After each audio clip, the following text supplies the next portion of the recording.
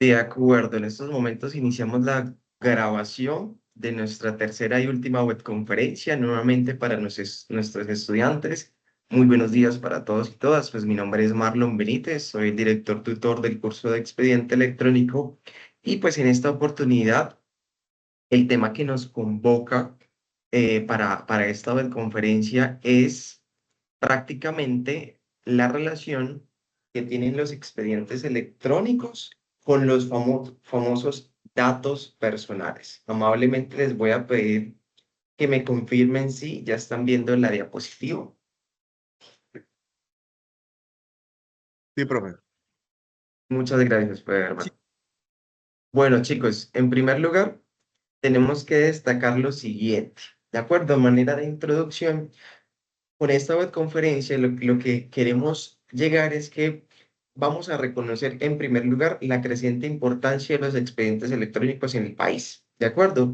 Sin embargo, como este conjunto de documentos digitales han sido tan, por decirlo así, necesarios dentro de la administración pública, las instituciones privadas, existen una serie de desafíos y una serie de oportunidades que se plantean conforme a la famosa protección de los datos personales bajo este nuevo contexto. ¿De acuerdo? En ese sentido, vamos a mirar cómo la normativa se adapta a esta famosa era digital y pues vamos a mirar también unas buenas prácticas para evitar inconvenientes, para evitar problemas, ¿sí? Y proteger esa famosa privacidad de la información. ¿De acuerdo? Así las cosas, creo que es preciso volver a recordar qué es un expediente electrónico, ¿sí? Recordemos que el expediente electrónico, pues, es un conjunto de documentos que corresponden a un mismo trámite o asunto administrativo, cualquiera que sea el tipo de información que contengan, manteniendo su vínculo archivístico. Eso es un concepto más normativo. Expediente electrónico es como el concepto macro, concepto general. Recuerden que por ahí en algunas actividades hablábamos de los documentos electrónicos, ¿no? Esos documentos electrónicos pues se resumen en términos puntuales en documentos Word, PDF, Excel, correos, ¿sí? Y esa composición organizada de documentos electrónicos pues al fin y al cabo, donde se alojan o donde se comprendan, pues van a conformar un expediente electrónico. Hemos hablado muchísimo de que su fin principal pues es optimizar la gestión documental. Antes, pues digamos, la gestión documental se llevaba a cabo principalmente en físico o en papel. Ahora, pues con todo esta de la era digital, ya se puede facilitar ese acceso a la información, ya se puede mejorar los diferentes procesos con la gestión documental de los expedientes electrónicos. Sin embargo, pues este uso plantea esos famosos desafíos frente a los datos personales. Antes de, como quien dice, entrar en materia, vamos a mirar un poquito, recordar cuáles son esos elementos del expediente electrónico. Principalmente son tres. Primero, los datos de contenido, lo segundo es la firma y el tercero, pues son los metadatos. ¿Qué son los datos de contenido? Siempre, como les mencioné, el expediente electrónico está compuesto por documentos electrónicos, que son aquellos que se envían, que se reciben, que se almacenan, que se crean en formato digital. Eso es muy importante. Por otro lado, está la firma. La firma electrónica o digital son fundamentos en los expedientes electrónicos para garantizar la integridad, la autenticidad y el reconocimiento de la autoría u origen de los documentos. Recuerdan muy bien esos principios, ¿verdad? Integridad, autenticidad y el reconocimiento.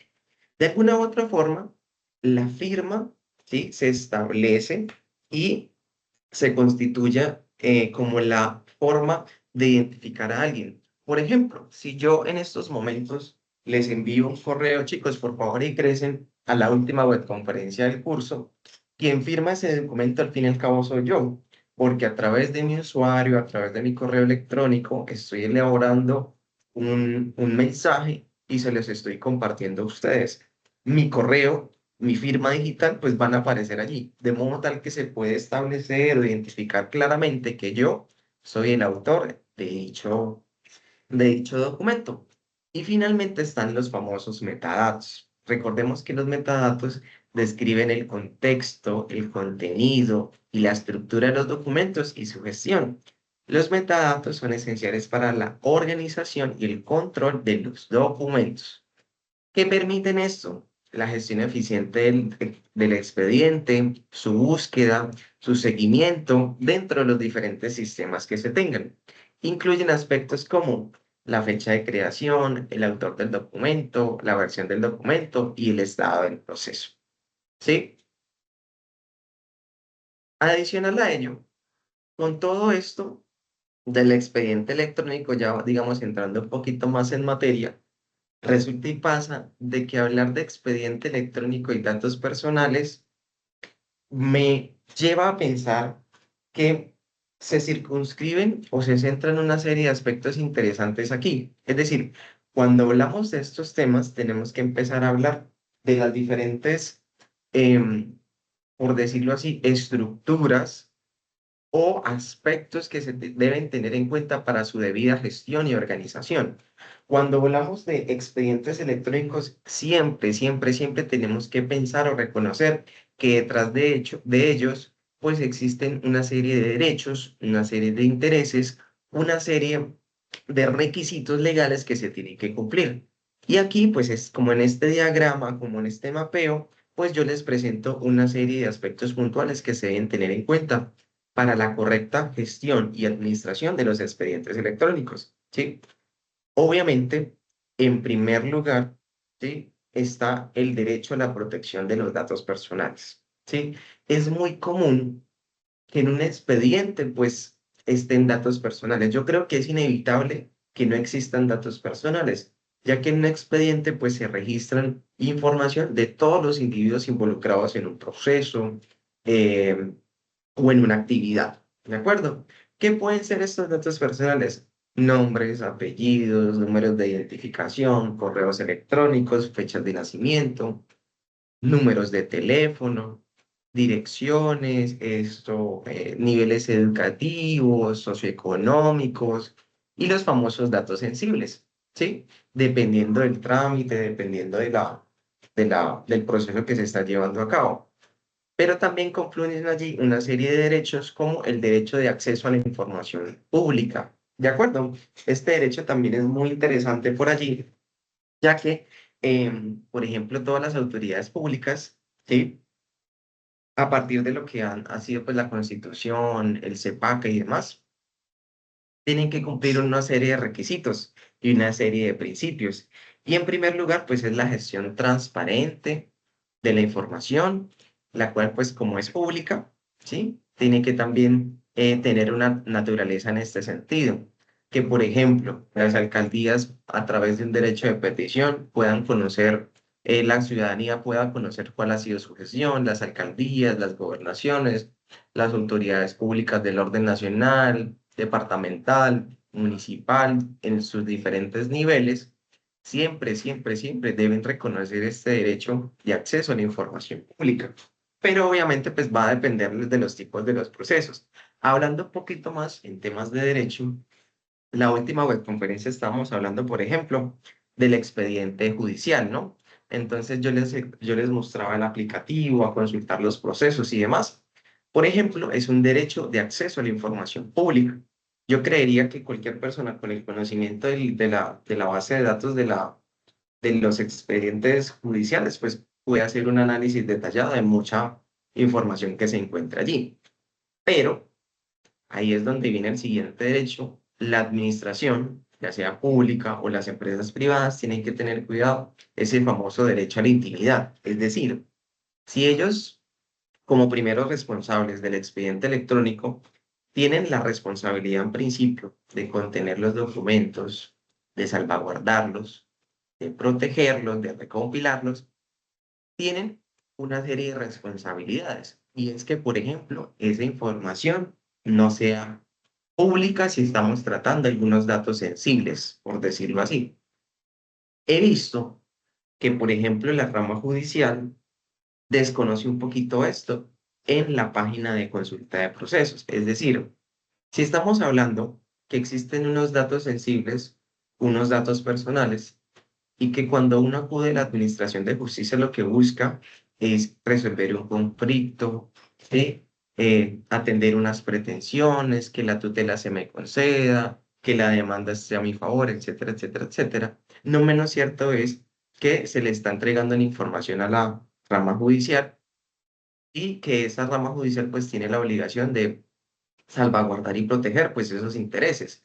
Sin embargo, en esa gestión documental de, por ejemplo, subir la información a los aplicativos, a los sistemas de consulta, puede ser, es muy común, lo he visto, que, no sé, se les vayan los documentos, no configuren el acceso a la información y esa información que se supone que es personal, que se supone que es sensible, se convierta en una información de acceso público. Y ahí está lo delicado, porque obviamente existen unos datos sensibles, ¿sí? Como por ejemplo, no sé, un tema de salud.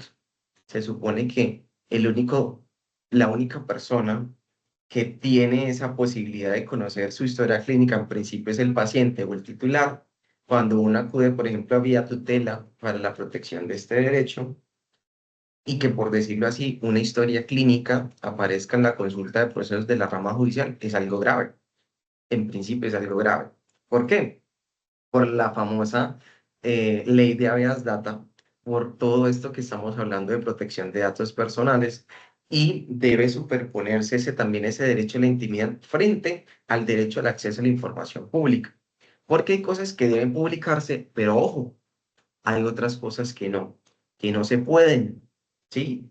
Por eso está, como por decirlo así, en la parte de abajo, como un epicentro, como un eje, la seguridad de la información, ¿de acuerdo? Es un imperativo, es una obligación, son requisitos que se tienen que hacer, ¿sí? La recopilación, el almacenamiento, el tratamiento, las transferencias de estos datos deben hacerse de acuerdo con los postulados constitucionales y normativos, ¿sí?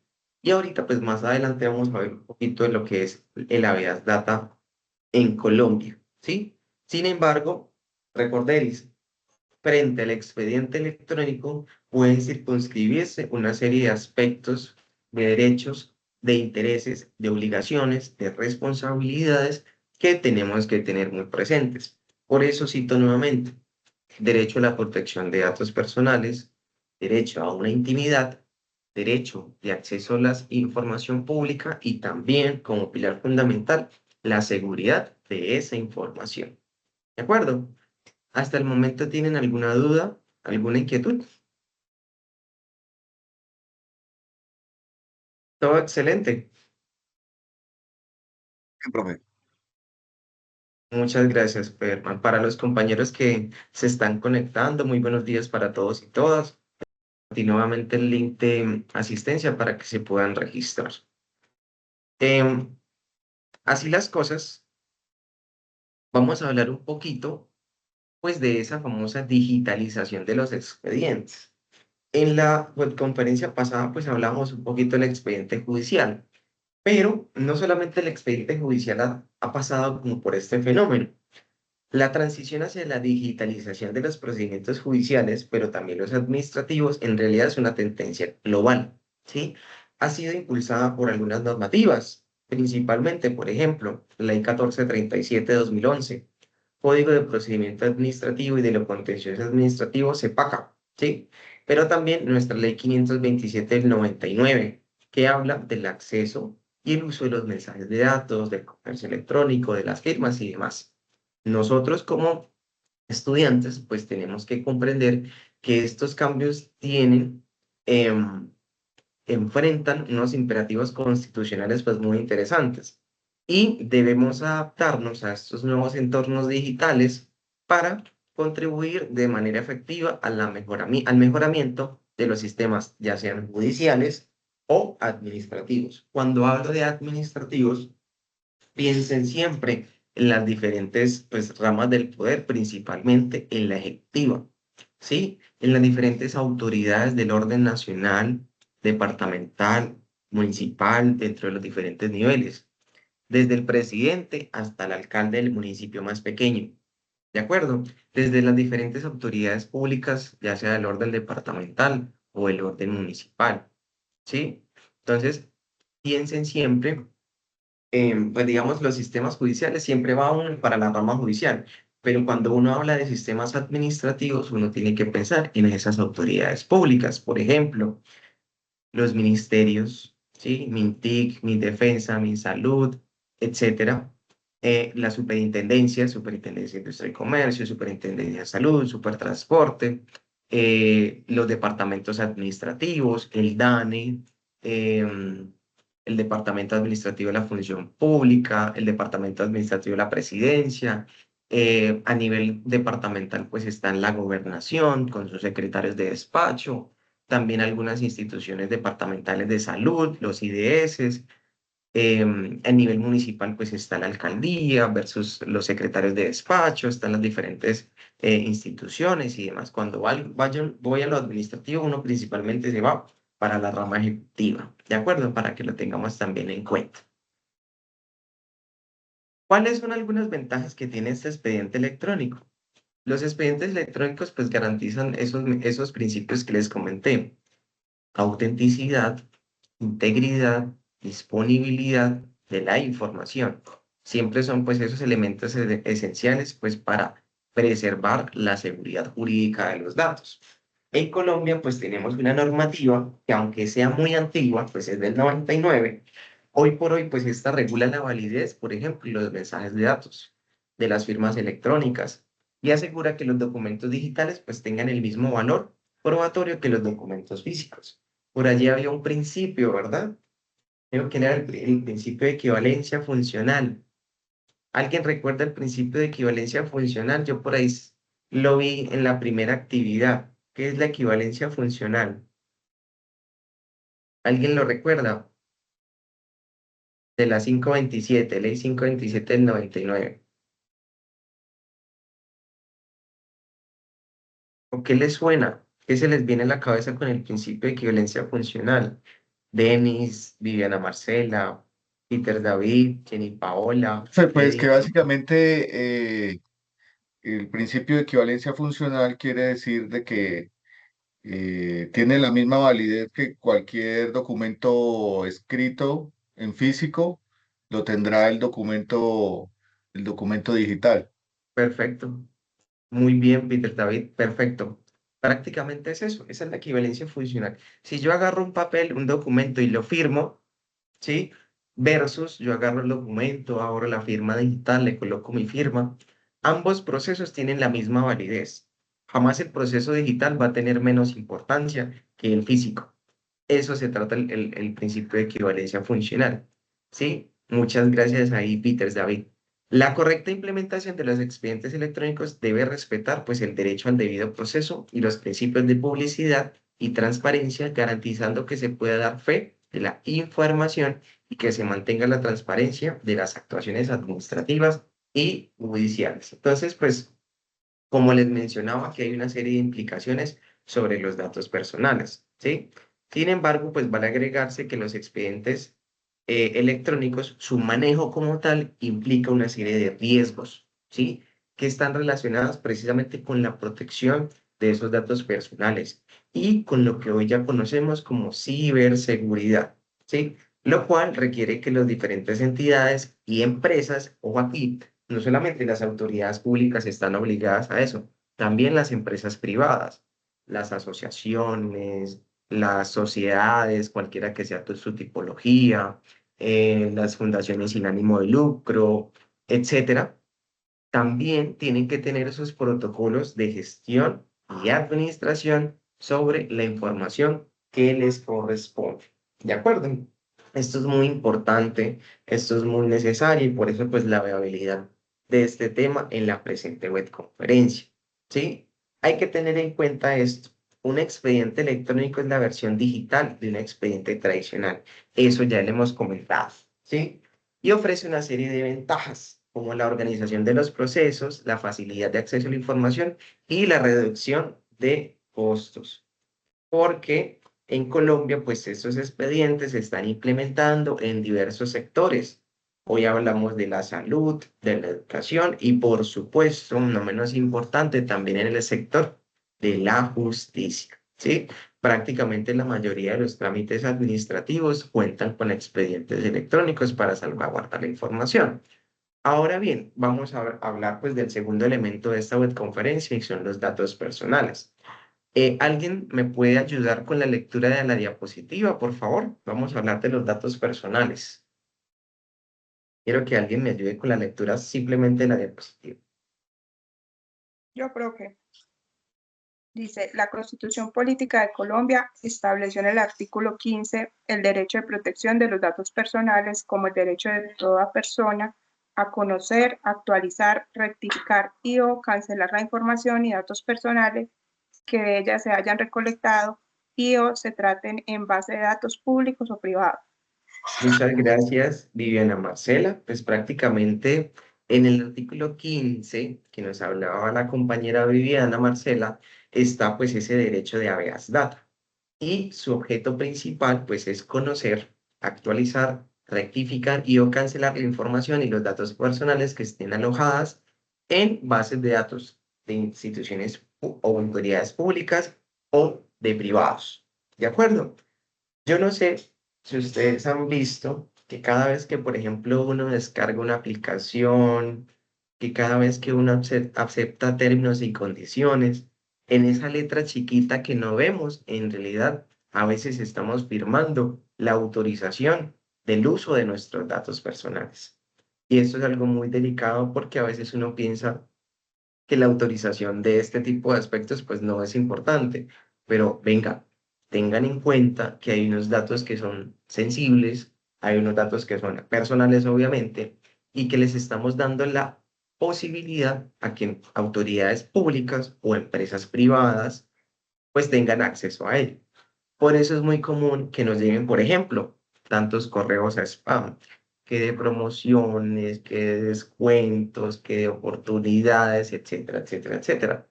Pero no solamente llegan correos, también pueden llegar mensajes, pueden llegar llamadas, ¿sí? Yo, por ejemplo, em, digamos, hace unos meses tuve un inconveniente con Claro. Yo, por ejemplo, de mi línea telefónica, que recuerde, fui Claro hace como 3 4 años, actualmente soy Movistar, pero estaban agarrando una mala costumbre de llamar a través de diferentes números, ¿de acuerdo? Entonces me llamaban asesores, me llamaban operadoras, me llamaban números muy extraños, me llamaban números ocultos, y eso en realidad es muy incómodo, ¿no? Y principalmente lo llamaban a uno 7 de la mañana. 12 del mediodía. Y pues yo la verdad pues contesto porque yo no tengo ningún lío con eso, pero es muy molesto que todos los días prácticamente con llamadas, con mensajes, a uno lo estén molestando porque en realidad es molestar. Y pues yo por ejemplo ejercí mi derecho de habeas data solicitándole a Claro que pues borrara mi información, borrara mi número, borrara mis correos, porque no estoy interesada en los servicios que ellos me ofrecen. Eso es una forma también de materializar el derecho de habeas data, ¿sí? Pero también nosotros podemos conocerlos. ¿Cuál es la información que se encuentra en las bases de datos públicas? Ahorita vamos a hacer un ejercicio para eso. ¿Cómo actualizarlos? Por ejemplo, cómo actualizar nuestro correo electrónico, cómo actualizar nuestro nuevo correo, nuestro documento. Por ejemplo, existen situaciones en que, por ejemplo, un menor pasa de tarjeta de identidad a cédula, ¿cómo actualizarlos?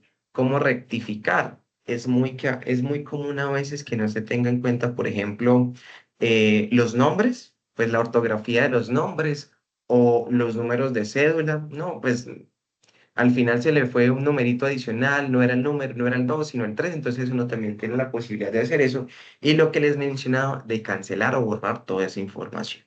¿De acuerdo? Entonces, reconocer, destacar que esto es un derecho constitucional y además es un derecho fundamental. ¿De acuerdo? Otro compañero o compañera que me colabore con esta nueva diapositiva sobre la Veas Data, su alcance y contenido, por favor. Hola, profe. Yo. Hola, Denis, dale. Bueno, nos dice que la habeas data es un derecho fundamental autónomo que busca proteger el dato personal materializado en la información de una persona, cuyo ámbito de acción es el proceso en virtud del cual un particular, es decir, otra persona o una empresa o una entidad, instituciones públicas de sus diferentes órdenes, adquiere la potestad de captar, administrar y divulgar tales datos. Corte Constitucional, sentencia 139/2021. Muchas gracias, Denis. La compañera Denis pues, nos compartió una sentencia muy importante, es una sentencia de unificación que habla precisamente de ese alcance y contenido. Nos habla que el habeas data pues, es un derecho autónomo, es decir, es un derecho independiente y busca siempre proteger algo que llamamos pues, los datos personales. Como les mencioné, pues parte de lo que es el régimen jurídico pues está contenido en algunas normativas, principalmente pues el artículo 15 de la Constitución que les mencioné. También está en la ley 2266 de 2008 que habla de la información de las centrales de riesgo. No sé si ustedes han escuchado de eso, del famoso data crédito, ¿no? Sí, de la famosa información de las centrales de riesgos que si uno no paga, por ejemplo, la factura de celular, la tarjeta de crédito, las deudas y demás, existe el riesgo de entrar en estas centrales por el no pago de esas obligaciones pendientes, ¿no? Entonces, por ejemplo, ahí también hay una información importante sobre este aspecto. La ley estatutaria 1581/2012, pues ya que estamos hablando de esto, hay que tener presente que el habeas data, pues es un derecho fundamental, ¿no? Y como derecho fundamental, solamente puede regularse bajo el principio de la ley estatutaria, no bajo de una ley ordinaria. Todos los derechos fundamentales en Colombia tienen que regularse bajo leyes estatutarias. El caso del habeas data, pues es la ley estatutaria 1581 del 2012 que habla pues del régimen general de las disposiciones de protección de datos personales. Y con esta ley pues también se tienen unos decretos reglamentarios sobre estos temas, ¿de acuerdo? Y algunas sentencias también de la Corte Constitucional. ¿Ok? Vamos ahora a hablar de esos datos que son personales, ¿sí? Según esta famosa ley de habeas data, la 1581, cualquier información vinculada o que pueda asociarse a una o varias personas naturales o determinadas o determinables son datos personales. ¿Cuáles son los principales?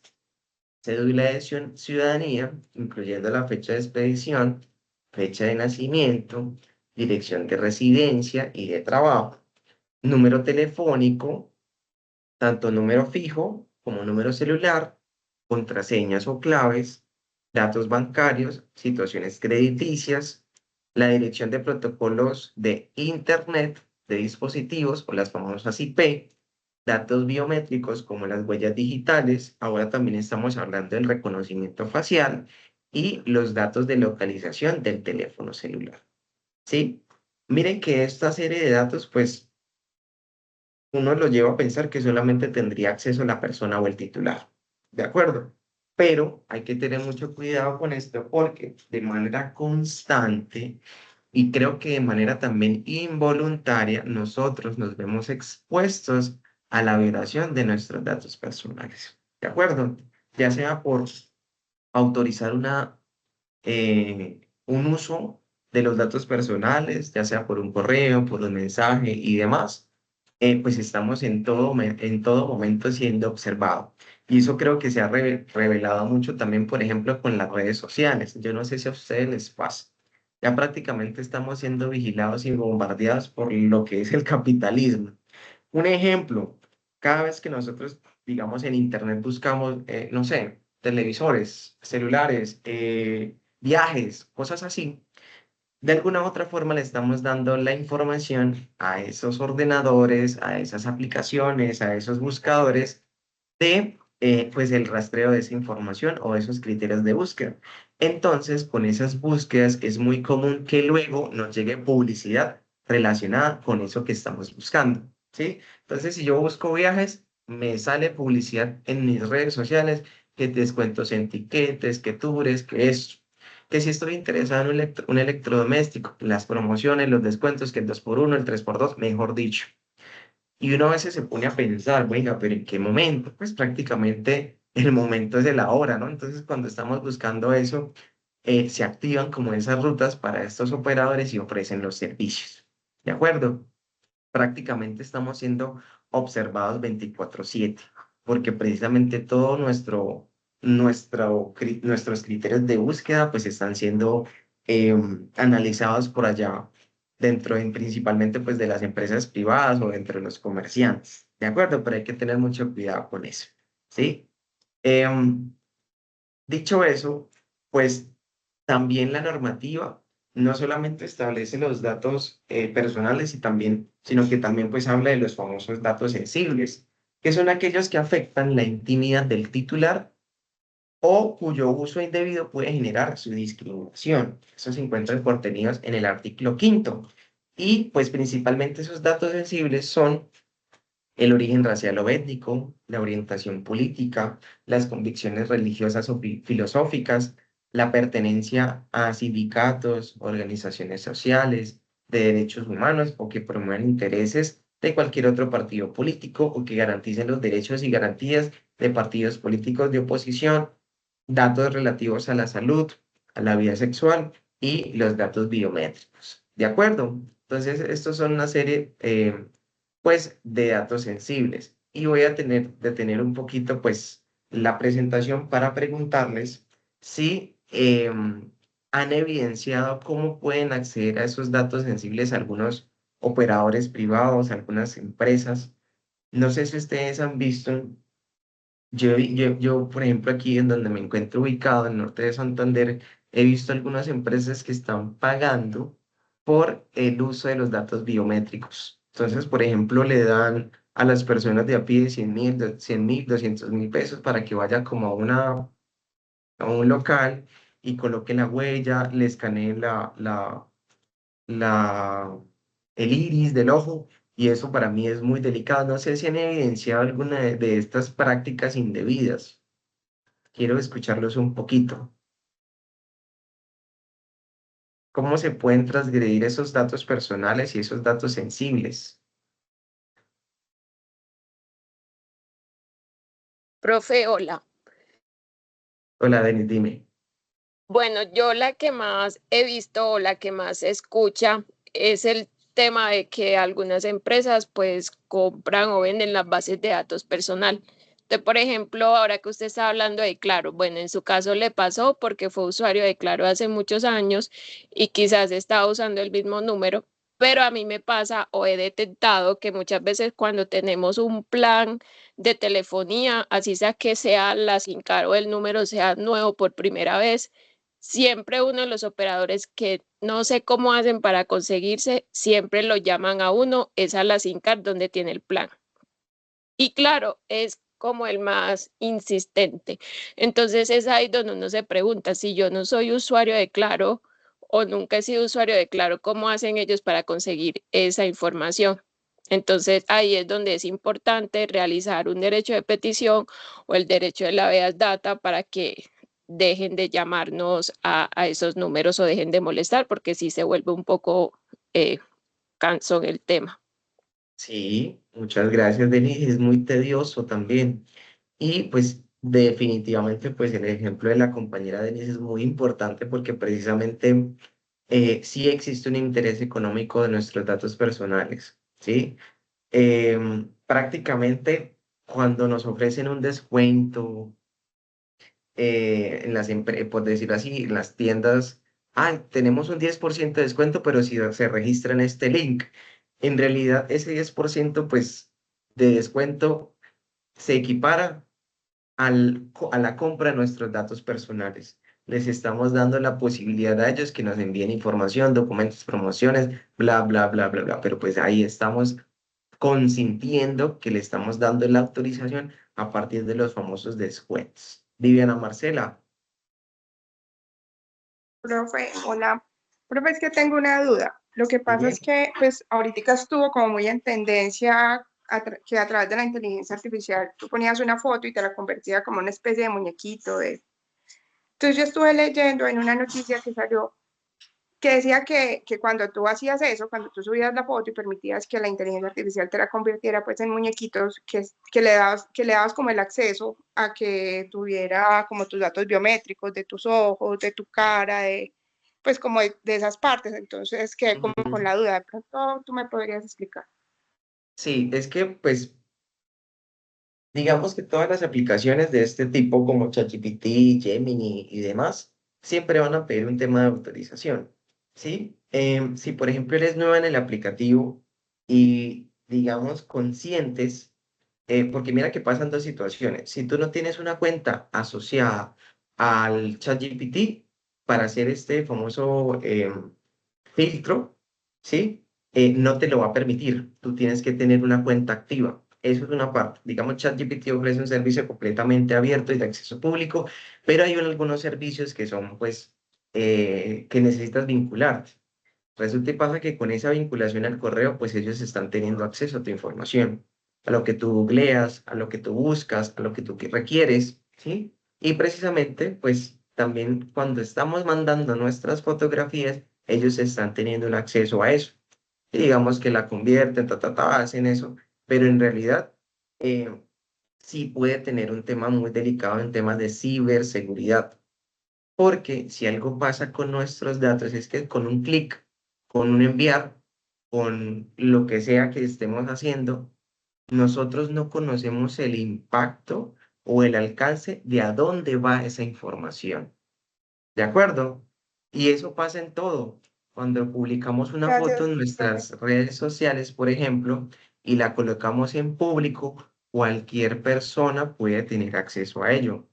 ¿Sí? Información, por ejemplo, de nuestros hijos, de nuestros padres, de nuestros familiares, de en dónde estamos, de en dónde vivimos, de con quién compartimos. Esto es un tema muy delicado porque precisamente le estamos dando no solo la posibilidad de compartirle algo a gente que está en nuestras redes sociales, pero la verdad no sabemos el alcance o la magnitud de a dónde llega esa información.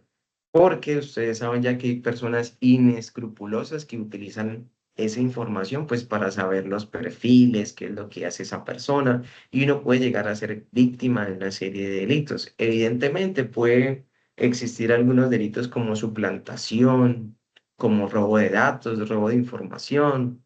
He visto muchos casos que, por ejemplo, se hacen pasar por ti y se comunican con tus datos personales. Por ejemplo, es muy común cuando roban los celulares, cuando se roban las SIM cards y demás, pues utilizan pues las bases de datos que tienen contenidos pues los chips o la SIM card. Entonces se hacen pasar por las personas y le escriben como a los contactos, ve, cambié mi contacto, ta, ta, ta. Y hay personas que caen en esos delitos. Hay que tener también mucho cuidado cuando les damos acceso a otras aplicaciones de entrar a nuestras otras redes sociales, ¿sí? Por ejemplo, he visto muchos casos, pues saliéndonos un poquito del tema de suplantación, cuando hay personas que, por ejemplo, tienen redes sociales como Instagram, Facebook, TikTok, y por ejemplo, hay aplicaciones que dicen, bueno, descarga esta aplicación y te mostramos quién te sigue, quién ve tus publicaciones, quién no las ve. Y en realidad, pues digamos, una de las condiciones que le proporciones los datos de tu cuenta de red social a esa aplicación. Y vuelvo y digo, cuando uno accede y confirma esa información, uno no sabe el alcance de a dónde se va esa información, uno no sabe a dónde va a parar. Y lo que decía la compañera Denis, detrás tengan presente que siempre puede existir un negocio, que es lo más común, sobre todo en los privados, ¿de acuerdo? Porque las entidades públicas en realidad lo que tienen que hacer son criterios imperativos de protección de seguridad de la información. Pero, por ejemplo, en el sector privado esto sí es muy delicado, porque el alcance pues no lo logramos, por decirlo así, como comprender.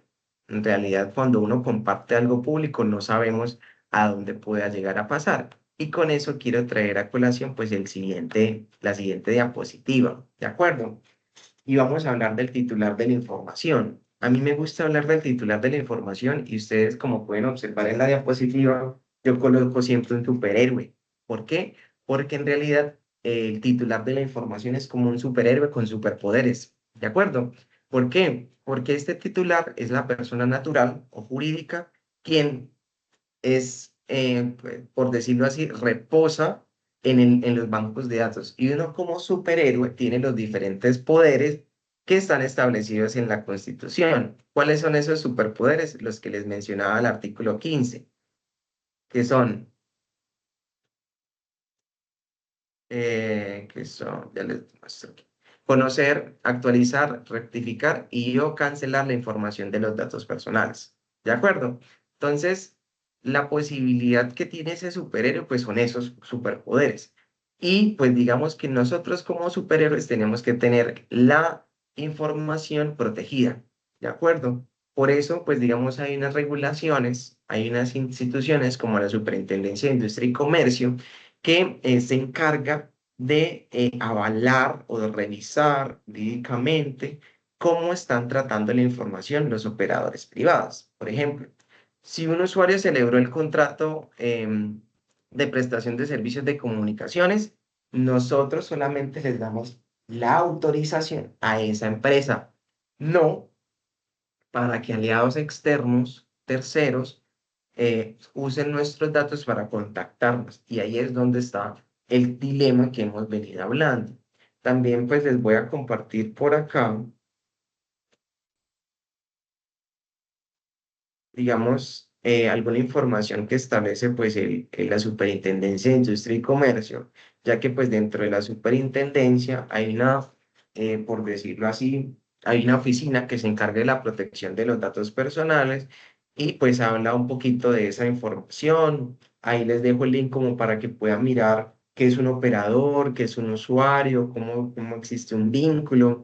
Y hay unos principios que pues están establecidos allí, cómo se aplican la habeas data, cómo se administran los datos, etcétera, etcétera, etcétera, porque precisamente una entidad que se encarga de proteger y salvaguardar esos datos personales, pues es la Superintendencia de Industria y Comercio, ¿sí? Entonces ahí les dejo como ese dato para que lo tengan allí y les voy a compartir brevemente un pequeño video. Me confirman ahorita, por favor, si se escucha sobre lo que es el habeas data.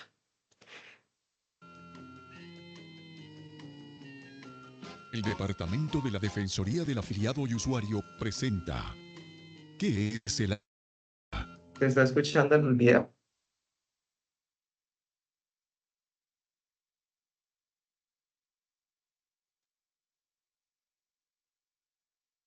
¿Se está escuchando el video?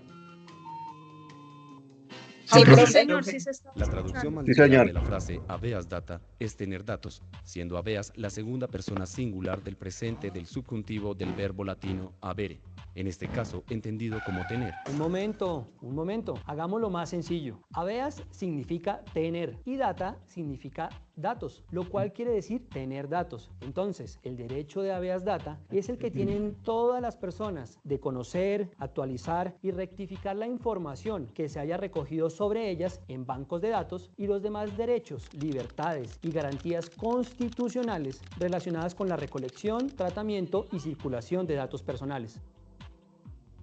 Para desarrollar este derecho constitucional se creó la Ley 1581 de 2012. ¿A quién aplica esta ley? Esta ley es aplicable a los datos personales registrados en cualquier base de datos y que los hagan susceptibles de tratamiento por entidades de naturaleza pública o privada. Esto significa que CAFAM debe establecer los procedimientos y políticas que garanticen a nuestros afiliados, clientes y usuarios el ejercicio de su derecho a conocer, actualizar y rectificar la información que se haya recogido sobre ellos. Ustedes se preguntarán, ¿en CAFAM cómo obtenemos la autorización para el tratamiento de datos personales de nuestros afiliados? Es en el momento de la afiliación a la caja donde el afiliado autoriza a CAFAM para tratar su información de acuerdo a lo consignado en nuestra política de tratamiento de datos personales. así como autoriza el suministro de información de nuestros servicios y los de nuestras empresas afiliadas. Esta autorización se obtiene en los diferentes tipos de afiliación como lo son afiliación empleados dependientes, afiliación facultativos, afiliación de independientes y afiliación de pensionados. También Entonces, como pudieron observar de manera ilustrativa con ese video, pues a veces, bueno, la mayoría de veces, nosotros estamos compartiendo a través de la autorización que algunas empresas y algunas instituciones tengan la posibilidad de compartir los datos con los aliados. Es allí donde nosotros tenemos que leer la letra chiquita, donde tenemos que revisar qué es lo que estamos consintiendo. Tenemos que revisar y leer detenidamente cuál es la información que le estamos proporcionando, porque esto, pues, como les digo, uno no puede tener como el conocimiento y el alcance de a dónde va esa información después de haberla compartido. Entonces, digamos que eso es más que todo es un mensaje para que lo tengamos en cuenta a la hora de firmar cualquier documento que tengamos por allí o al descargar aplicaciones, al firmar contratos, ya prácticamente dentro de cualquier contrato de prestación de servicios, por ejemplo, de bienes y demás, también están incluyéndose las clausulados de habeas data. ¿De acuerdo? Ese habeas data, como derecho fundamental, pues tiene un núcleo esencial. El primero es que nosotros podamos conocer la información que está recogida en esas bases de datos o acceder a ella. El derecho a incluir nuevos datos con el fin de que se provea una imagen completa al titular, el derecho a actualizar la información, el derecho a que la información contenida sea la correcta y el derecho a excluir también la información, salvo las excepciones. ¿Cuáles son unas excepciones aquí? Por ejemplo, yo no puedo solicitar que se me excluya mi información en una central de riesgo si yo sigo siendo un deudor. ¿De acuerdo? Para eso están hechas, por ejemplo, las centrales de riesgo. Si yo no pago mis obligaciones, mis créditos, mis cuentas, pues es muy seguramente que yo esté por allá. Pero yo no puedo ser prevalidado de mi derecho fundamental de habeas data y solicitar que se me quite esa información porque yo tengo hasta ahora una deuda. Entonces hay cosas que se tienen que tener en cuenta por allí. Y el ejercicio que les quería comentar, pues es el siguiente. En Colombia, estos mm, pues para que lo tengan en cuenta, pues son sistemas de consulta que son públicas. Entonces yo les mencionaba allí, está la posibilidad de conocer públicamente la información. Y digamos que existen registros públicos en donde uno puede acceder a la información que reposa sobre nosotros. Por ejemplo, en épocas electorales, uno tiene que consultar si uno es jurado de votación o no, ¿verdad? Porque ustedes saben ya que si uno es jurado de votación y desconoce esa obligación, tiene unas consecuencias legales. Sí lo saben, ¿verdad?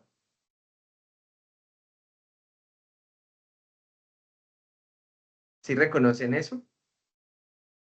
Sí, sí, Sí, señor, puede, hay unas sanciones. Si uno es funcionario público, puede ser destituido. Y si es funcionario privado, hay unas multas y van corriendo los intereses hasta que a uno lo notifiquen o uno se dé cuenta.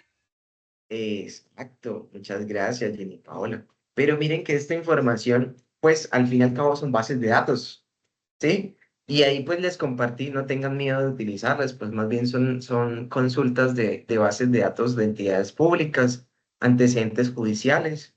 Digamos que, por ejemplo, es muy común que para las vinculaciones o las contrataciones se requiera la consulta de antecedentes judiciales, pues que esa persona no esté inmiscuida en algún proceso penal, los antecedentes de la Procuraduría, los antecedentes de la Contraloría, por ejemplo, cuando uno va a ser contratista o funcionario del Estado.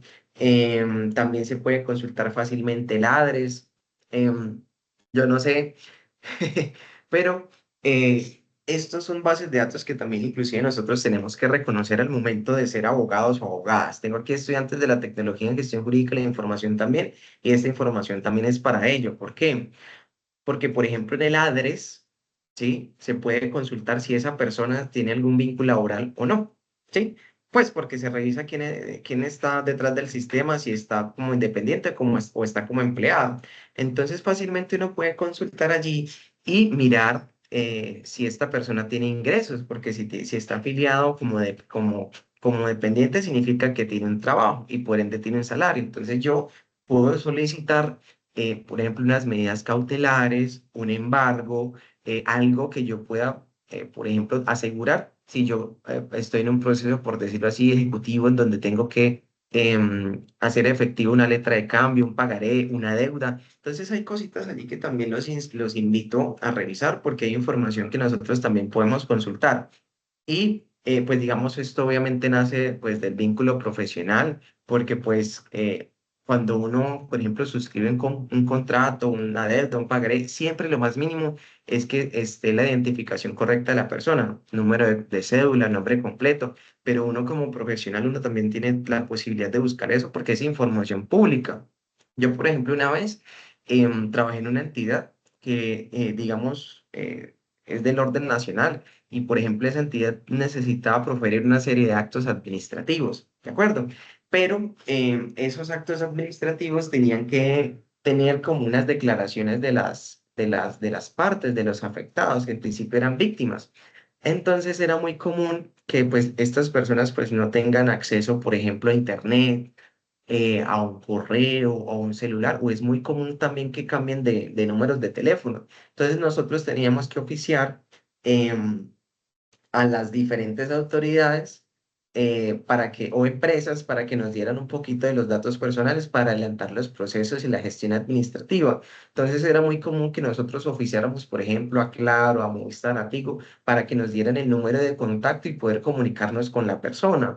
O en el ADRES para saber si qué EPS tiene y que la EPS nos proporcionara esos datos. Obviamente, eso hace parte de unos deberes que pues sí están establecidos porque uno como, digamos, haciendo parte de una autoridad y que requiera algo a favor de una persona, sí lo puede hacer. Digamos que lo ilegal vendría siendo cuando se utiliza para fines ilícitos, pero en ese caso nos tocaba inclusive buscar la información y esas bases de datos públicos a veces servían. Pero como les digo, también es importante como profesional del derecho saber en dónde consultar. O, por ejemplo, si te toca hacer gestión de lo que es el talento humano, estás a cargo de un proceso de selección, entonces tú tienes que mirar si las personas que vas a contratar es adecuada o no. Adecuada en el término de que pues no tenga algún antecedente penal o que haya un proceso allí pendiente, ¿de acuerdo? O que tenga algunos antecedentes disciplinarios con la Procuraduría, con la Contraloría y demás. ¿De acuerdo? Son procesos que se tienen que cumplir con la gestión humana. Y es así como dentro de nuestra, por decirlo así, infografía, encontramos los datos estructurados y no estructurados.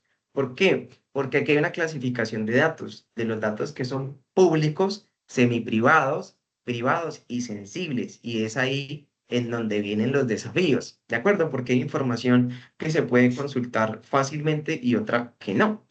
A pesar de esos beneficios, pues los expedientes también presentan unos desafíos en materia de protección de datos. Y ahí es donde les estoy hablando de los ciberataques, de las filtraciones de la información, del uso indebido de los datos, que son los más comunes. Esto se hace a partir de la vulnerabilidad de los sistemas informativos, de los riesgos de filtración de datos, de uso indebido de la información.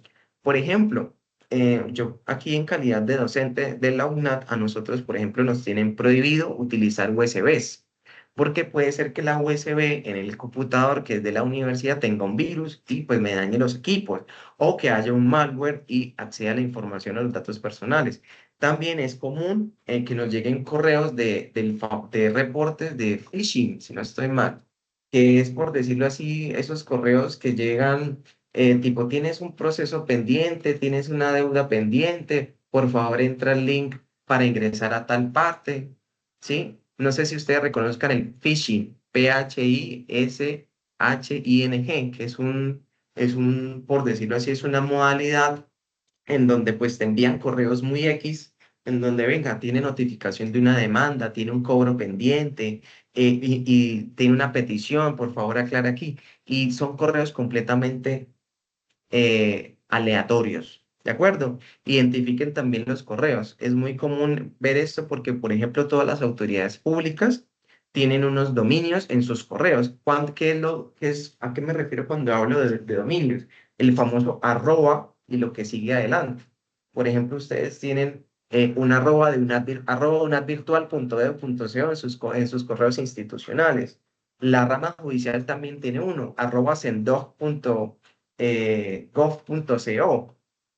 sendogramajudicial.gov.co. Entonces, la verdad es muy fácil identificar cuándo es un correo de una autoridad pública por el dominio del correo, ese arroba, frente a uno que es pues obviamente falso. Sin embargo, pues hay gente inescrupulosa que se las pilla y, digamos, el phishing es uno de los mecanismos para acceder a tus datos personales, a tus equipos, a los datos sensibles, porque a partir de un clic, pues le estás dando toda la información, ¿sí?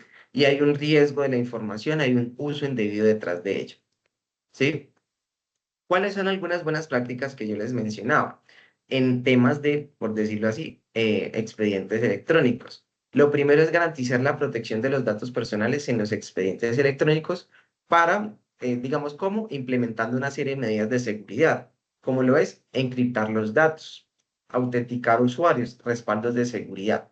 Encriptar los datos, pues, autenticación de usuarios y control de accesos, por decirlo así, no todas las personas pueden tener, por ejemplo, acceso a un expediente judicial, lo que les mencionaba anteriormente.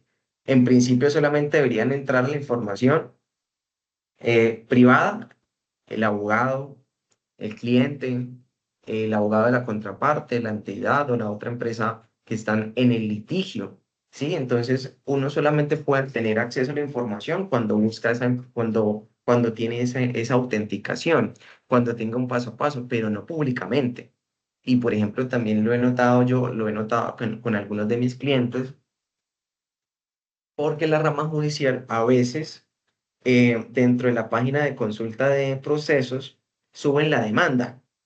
Y eso es muy delicado porque, pues, por ejemplo, ahí en la demanda uno tiene los datos personales, no solamente del cliente, los de uno también. Y ahí hay una información, pues, las que les comenté, el correo electrónico, datos sensibles y demás. Por ejemplo, en algunos procesos que yo llevo están dónde trabajan mis clientes, cuánto ganan mis clientes, porque pues yo también me muevo con algunos procesos de bonificación judicial, por ejemplo, ¿sí?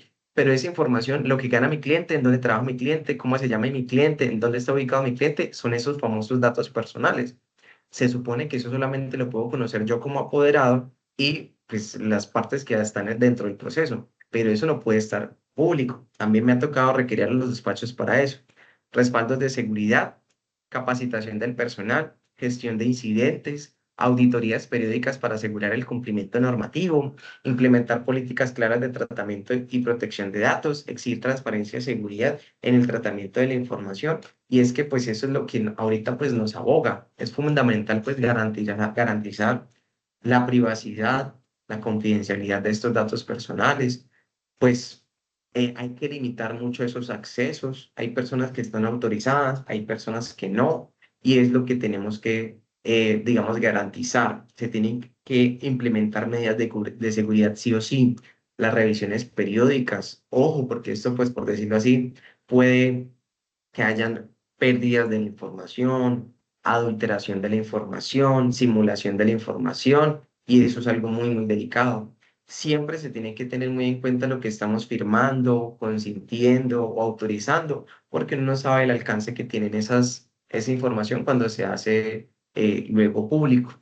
Recuerden siempre que los titulares tienen unos derechos. Les recordaba, por ejemplo, el superhéroe. Si yo estoy cansado de que me llamen de tal operador, pues yo tengo el superpoder de, por medio de la Beas Data, eliminar mis datos personales en una base, porque simplemente no quieren los servicios. Tengo el superpoder de rectificar la información, tengo el superpoder de conocer esa información, como los gestores de información que les compartí. Siempre esos datos deben estar exactos, deben ser completos, y hay que tener pues mucho tacto también con algunos tipos de procesos, sobre todo cuando estamos hablando de menores de edad, por ejemplo, con delitos sexuales, con historias clínicas. Esto en realidad es un tema que a mí pues personalmente me llama mucho la atención y que es bueno que ustedes conozcan, ¿de acuerdo? Y nuevamente pues la ley 594 del 2000 habla de unos principios generales que rigen, por ejemplo, la función archivística. Esta es la Ley de Archivo General de la Nación, que son los fines de los archivos, la institucionalidad e instrumentalidad y la responsabilidad. Por eso cito aquí este artículo, porque las autoridades públicas tienen esa responsabilidad porque pues eso ahorita actualmente las bases de datos, tal como lo decía la compañera Denis, pues son activos, son fácilmente negociables y están utilizando nuestros datos sin nuestro consentimiento. Puede existir esta posibilidad. Entonces hay que ser muy cauto, hay que ser muy diligente con eso. ¿De acuerdo? Por ahí en sus actividades del curso de expediente electrónico es muy común que le hablen de los modelos de requisito en la gestión de estos documentos electrónicos, ¿sí? Por ejemplo, estos sistemas de gestión de la información, de los expedientes, pues deben ser capaces de resistir con diferentes niveles de confianza a los accidentes, ¿sí? A las acciones ilícitas o malintencionadas que comprometan la disponibilidad, autenticidad, integridad y confidencialidad de los datos almacenados o transmitidos y de los servicios ofrecidos a través de los cuales se realiza el acceso. Se deben identificar las entidades públicas que puedan tener acceso a los documentos de la agencia y asignarle los privilegios y restricciones de acceso. El acceso a la información debe completar y aplicar las políticas demarcadas o los lineamientos de la política de gobierno digital y en concordancia con las políticas en materia de gestión documental. Estoy hablando un poquito de lo que es Colombia Compra Eficiente, porque, por ejemplo, un sistema que tiene que ser robusto, en principio debería ser Colombia Compra Eficiente, el famoso SECOP, pero esto en realidad aplica para la mayoría de las autoridades públicas y adicional a ello, pues las empresas privadas. Siempre hay que tener mucho cuidado con las políticas de protección de datos personales, porque se tienen que hablar precisamente de esas restricciones, pero también pues del acceso a la información, quién puede entrar, quién no, cuándo la información es pública, cuándo es semiprivada, cuándo es privada, cuándo estamos hablando de un dato sensible, por ejemplo, ¿sí? Y pues todo esto tiene o corresponde a niveles de acceso. Inclusive hay algunos documentos que son considerados reserva legal, ¿sí? Eso pueden ustedes consultarlo en la ley 1755. Hay unos objetos que son, por decirlo así, que no son de dominio público. Recuerdo yo lo que tiene que ver con las misiones de orden público del Ministerio de Defensa y de las demás autoridades. Por ejemplo, no todas las personas pueden acceder a eso porque está precisamente contenido bajo reserva legal. Entonces hay que mirar esos niveles de protección de la información para saber esos aspectos. Siempre, siempre, siempre sobre las bases de datos, y ahí es donde voy. em, que en esas bases de datos es donde se coleccionan, donde se almacenan, donde se estructuran la información, pues hay que tener pues un cuidado sobre el acceso, sobre la manipulación, sobre la extracción de ciertos datos que están almacenados allí. ¿Y cuál va a ser la recomendación? Pues establecer cortes de información para seleccionar de ellos la información que deba conservarse a largo plazo o de forma permanente. Y eso pues tiene mucha relación con el sistema de gestión de documentos electrónicos. Estos criterios a seguir para el establecimiento de los cortes variarán de acuerdo al contenido que tengan las bases de datos. Hay información que perdura, otra información que es necesaria. Ellos también tienen que hacer una gestión debida de lo que se almacena. ¿De acuerdo? Entonces, chicos, con eso pues ha sido todo el contenido de nuestra webconferencia. José Fernando, tienes la manito alzada, cuenta. Profe, buenos días, compañeros. Buenos días. Profe, ahorita que estamos hablando de lo de la protección de datos, mira que pues yo me postulé a un concurso de mérito y pues me pasé el examen, ¿no? Mm, Y después, a raíz de eso, pues comienzan a llegar correos cuando las personas comienzan como a tutelar, que pues que no le pareció, ¿sí? Y me pareció curioso, o no sé qué tanto, que en una de esas tutelas que me llegó del correo, estaba hablando una chica y decía que, bueno, ya había llegado el auto del juzgado donde decían que ella estaba tutelando, pues primero que porque era madre cabeza de hogar y segundo porque sufría una enfermedad, era VIH, entonces no sé hasta qué, si eso estaba como permitido, pues exponerlo a todos los correos, ¿no? No sé si fue falla ahí o está Sí. dentro de los... A ver, yo entiendo lo siguiente, ¿sí? Los concursos de mérito, pues, digamos, son una forma de acceder a la carrera administrativa, ¿de acuerdo? ¿Qué es lo que nos está diciendo el compañero José Fernando? Esos concursos de mérito, pues, son muy valiosos. Es una forma de acceder a los empleos públicos, pero tienen un proceso bastante tedioso, ¿sí? Hay muchas inconsistencias, hay muchos procesos o pasos que se tienen que cumplir en el concurso de mérito como tal. Piensen en una línea del tiempo. Y normalmente en esa línea del tiempo, pues van saliendo personas o van excluyendo personas para, por decirlo así, dejar como los mejores de acuerdo con los requisitos del concurso. Hay muchos pasos. Hay unas pruebas, por ejemplo, de competencias, de suficiencia del conocimiento, de habilidades psicológicas, etcétera, etcétera. Entonces, una serie de filtros, por decirlo así, entrevistas en algunos casos. Yo, por ejemplo, he participado en una que es el de la DIAN y, por ejemplo, uno de los pasos era que uno tenía que pagar un examen laboral, lo cual me parece pues muy absurdo porque ni siquiera estamos teniendo expectativas de derechos, pero nos hicieron pagar un examen laboral. Entonces todos esos procesos van excluyendo, van excluyendo. Y a veces pues esos procesos se demoran mucho porque hay muchas personas que tienen un interés en eso. ¿Qué es lo que pasa? Es muy común que las personas tutelen sobre sus derechos particulares, no sé, porque se les excluyeron sin fundamento alguno, cuando están desconociendo, por ejemplo, los requisitos, los términos, que si son 5 días, ya son 10 y no han notificado una nueva actuación, entonces la gente acude a la acción de tutela pues para garantizar los derechos fundamentales que en ellos se encuentran.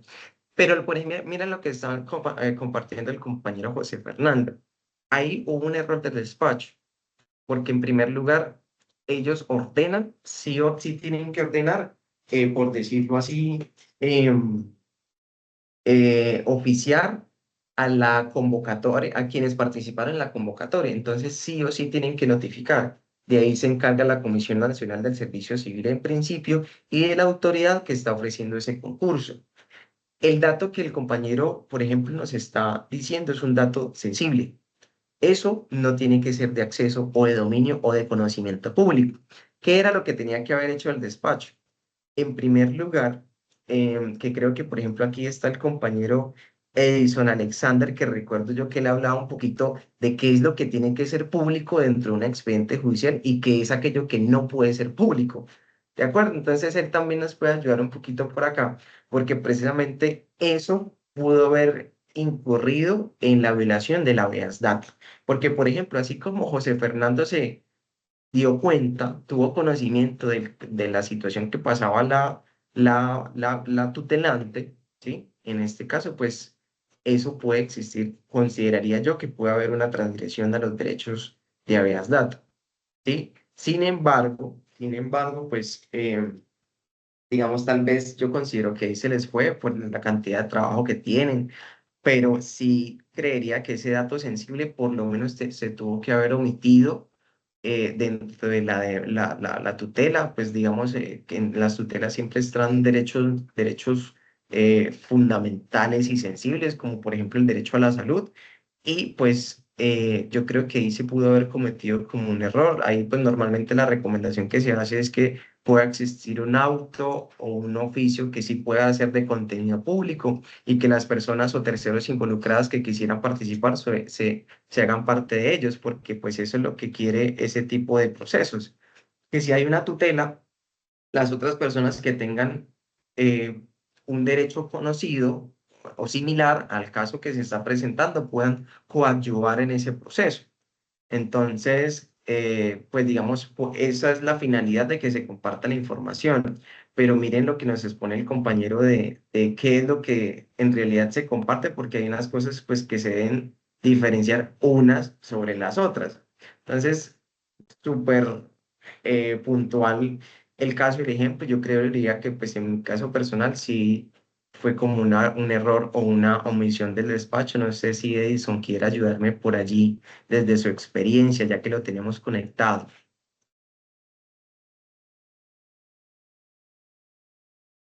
Edison, Alexander, ¿me Ajá. escuchas? Sí, señor. ¿Tú qué opinas del tema que nos comparte el compañero José Fernando? Sí, el tema de manejo de datos personales es a veces un tema crítico dentro de los despachos y lo que dice usted, o sea, muchas veces es la carga laboral. O sea, uno es claro que la parte que firma, como quien dice, los autos y todo eso es el juez. pero muchas veces dentro de la cantidad como tal de documentos o autos que se emiten, no todos son revisados, y eso es claro, o no todos son revisados al 100%. Entonces hay muchas veces en los que en los mismos autos puede salir información que es relevante para el proceso y la cual no debería estar publicada. Lo mismo pasa con algunos despachos cuando se publican lo que son, lo que decíamos la clase anterior, las medidas cautelares, que estas no se deben publicar. Tanto por el bien del proceso como tal, como decíamos, o sea, es fácil que una persona que haga seguimiento a sus estados del proceso, si le publican una medida cautelar, es factible de que el bien inmueble o el vehículo, o sea, fácilmente lo desaparezca. Y la parte que está buscando el pago de una obligación queda sin nada. Entonces ahí puede haber problemas como tal dentro de los juzgados o los... Muchas gracias, Edison Alexander. Sí, yo, por ejemplo, he visto la Corte Constitucional hace ese ejercicio y, por ejemplo, lo hace en casos de menores. Entonces, cambian el nombre de los menores o, por ejemplo, les colocan las iniciales cuando son casos completamente graves. La Corte Suprema de Justicia Sala Penal también lo hace, porque toda esa información, todas esas sentencias, pues se cargan a los sistemas de relatoría.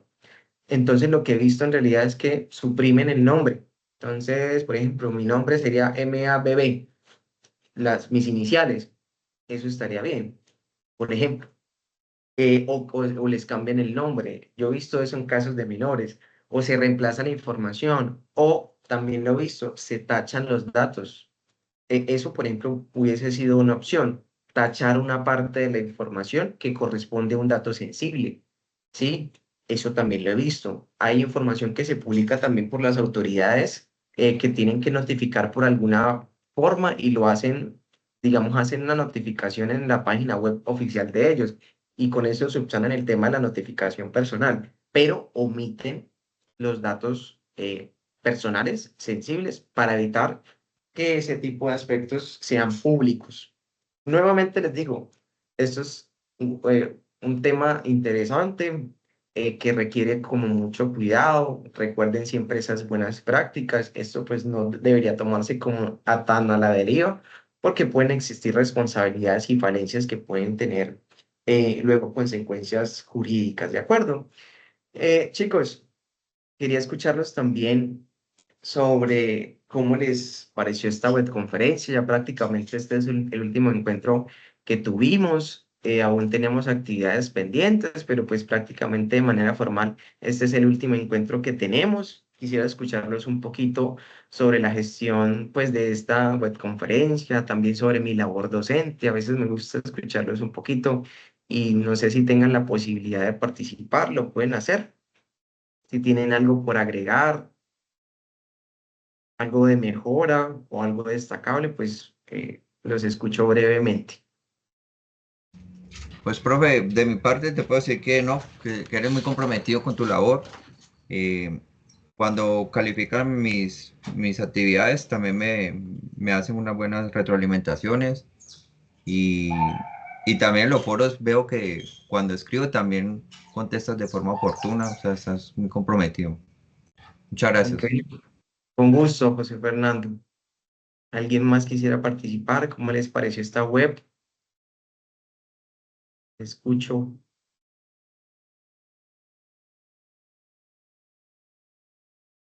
Bueno, chicos, en ese orden de ideas, damos por finalizada esta webconferencia. Espero que les vaya muy bien.